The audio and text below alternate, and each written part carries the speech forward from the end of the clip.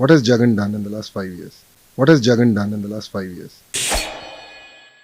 జగన్మోహన్ రెడ్డి గారు చెప్పినటువంటి ప్రతి హామీని నిలబెట్టుకొని 2,75,000 కోట్లు డీబీటీ ద్వారా నేరుగా ప్రజల అకౌంట్లోకి ఒక్క రూపాయి అవినీతి లేకుండా ఇవ్వగలిగాడు కదా.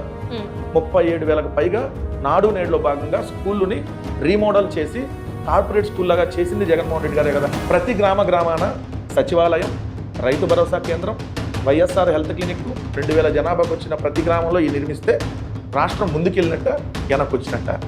4 పోర్టులు, 10 ఫిషింగ్ హార్బర్లు, 6 ఫిష్ ల్యాండ్ సెంటర్లు, 17 మెడికల్ కాలేజీలు నిర్మించి ఒక 5 మెడికల్ కాలేజీలకు ఆల్రెడీ అడ్మిషన్లు కూడా స్టార్ట్ చేస్తే మరి రాష్ట్రం ముందుకెళ్తున్నట్ట వెనక్కి వచ్చినట్ట. ఇవి కాకుండా ఉద్దానం లాంటి ఏరియాలో దశాబ్దాల కలగా ఉన్నటువంటి kidney research centre and hospital కడితే ఆ ప్రాంతాన్ని ముందుకు తీసుకెళ్ళినట్ట వెనక్కి తీసుకొచ్చినట్ట.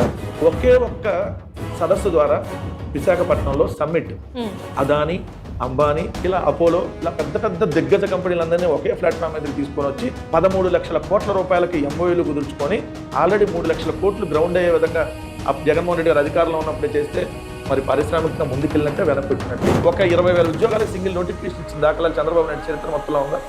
1,35,000 శాశ్వత సచివాలయ ఉద్యోగాల్ని సింగిల్ నోటిఫికేషన్ ద్వారా జగన్మోహన్ రెడ్డి గారు భర్తీ చేశారు, ప్రభుత్వ ఉద్యోగాలు. మరి అన్ని కళ్ళు కనపడకపోతే మేమేం చేస్తాం?